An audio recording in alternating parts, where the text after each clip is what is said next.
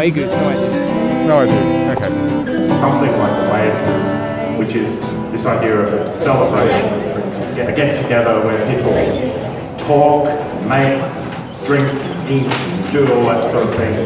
It's just really struck me and accord with me. I see so many faces here today for the first inaugural Wimble's Wayzgoose. What a mouthful, Wimble's Wayzgoose. Every element of the book has a role in telling its story. The paper, the inks, the materials, the images, the texts and the binding. Creating an artist's book involves a series of questions. Sometimes an artist will call on the skills of others, such as paper makers, binders or typographers, to find a resolution. The book is the final answer to all the questions. Fred corresponds with his father, talks to him about using his formula, and Fred T. Wimble was certainly established as the pioneer ink manufacturer in the country at that time. They're part of a very distinguished pastoral family. They were more interested in collecting properties and horses and sheep than books and art, which is a panorama in Sydney Cove. And it's after a watercolour that if you pull them apart and sell the prints separately, they're more valuable. In 1788, there was a small wooden hand press which would work very much like that Albion press, but made of wood. Arrived in Australia on the First Fleet. Unfortunately, no one knew how to use it. And while we watch this, just think about what fake news has become. And what it means is to walk down the street and see the people who print the news. You can talk to them, they're part of your community. So I think that's why the Dorrigo Gazette is still viable. Basically, when I was 12, I was obsessed with art, loved art, and it was all about one man. One of my grandparents gave me a book on this guy, and I fell in love. Dozens of these, but the main ones that you'll find anywhere. The ones with the no on it, open type, is the most common these days. The next one with the two T's on is known as a true type font. You may have heard some of these font formats. Come and have a drink, and we're going to have a ceremonial turning of the wheel of our new etching press down in the Museum of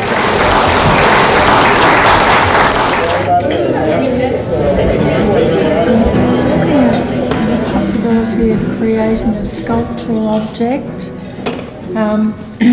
And also in the same process looking at the ways of using pages of different formats for either writing or drawing, and when you're actually making a book, whether you're writing text or drawing or whatever, using the format of the book and the structure of the book to help to tell the story. This workshop is designed as an introduction, designed around a series of images that have been sort of sourced as a way to set up a knowledge of screen printing from the first introduction level, pretty much. Yeah. No hair. You can just have good fun. Just getting used to the tools and how they work and how to hold them, and etc. And it's just plastic. If I give them the good expensive blocks, they get a bit anxious and a bit stressed. This is just engraving plastic, yeah, that I glue onto a piece of wood. And then next we go on to the good bits of wood. Yeah, it's the best mermaid I've seen her do.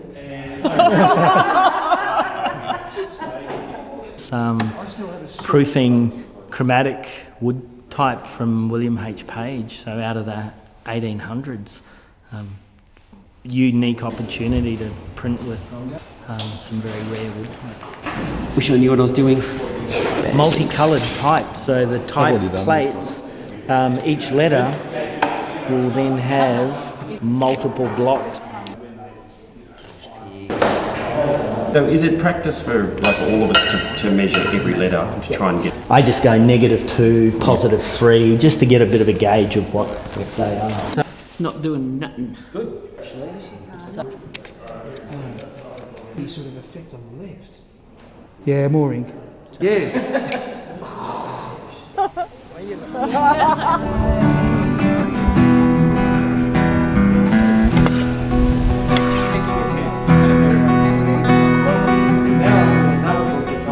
I've just got the mock-up for it somewhere around, but I'm now printing the pages and it's getting launched in August, and I'm doing that book with the really excellent songwriter called Don Walker, who's the songwriter in Cultism.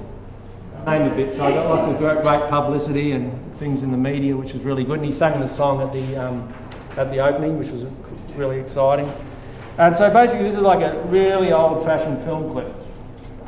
F.T. Wimble was an Australian pioneer ink manufacturer, but very quickly Wimble developed a large organisation where he was sourcing printing presses, printers type, and a lot of the equipment for the printing trade here in Australia. However, what's in the Neuram collection, and I haven't seen any of this chromatic type anywhere else in Australia, let alone around the world. You can see up here on this word Wimbles, we have a white background. So what's in underneath is a solid block, and then around the outside is a secondary block that matches that first set that's then printed over the top. William H. Page, who was really doing some quite intricate design, Mr. Wimble then became the sole distributor of Page's type here in Australia. Stamped 1885, so it's quite an early model press, but to have it stamped with the Wimble name is excessively unique.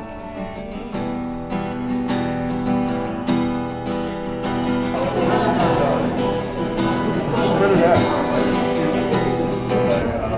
It's getting real. We come from Lismore currently.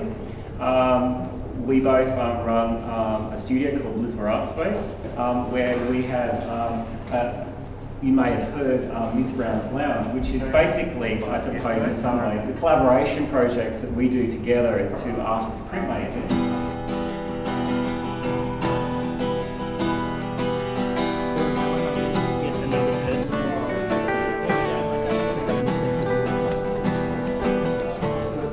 So I did a series of about 20 odd images. They're all around the pop icon sort of a theme. And this is just a local scene. This is a colorist exercise, I would think. It's a very ordinary house. I know just in Markham Street. It's always caught my eye. It's so ordinary, but this is a sort of an appropriation of a number of different things, going back to Warhol and another Australian artist who sort of deconstructed Warhol. And I've kind of deconstructed Warhol and her, so... Way more ink, way more ink.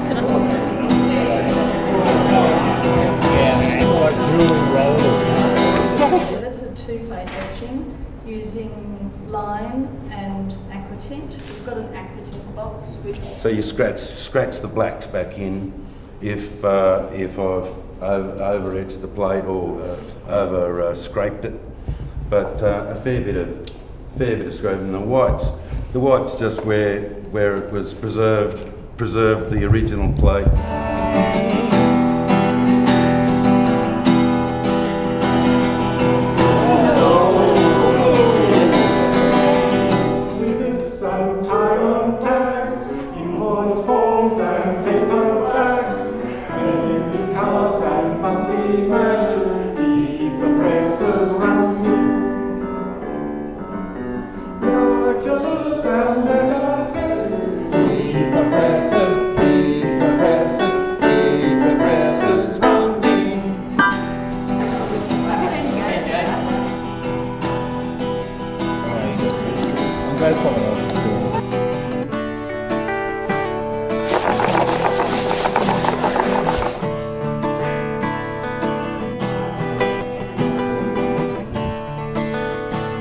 And then look out for Wimble's Wayzgoose 2018.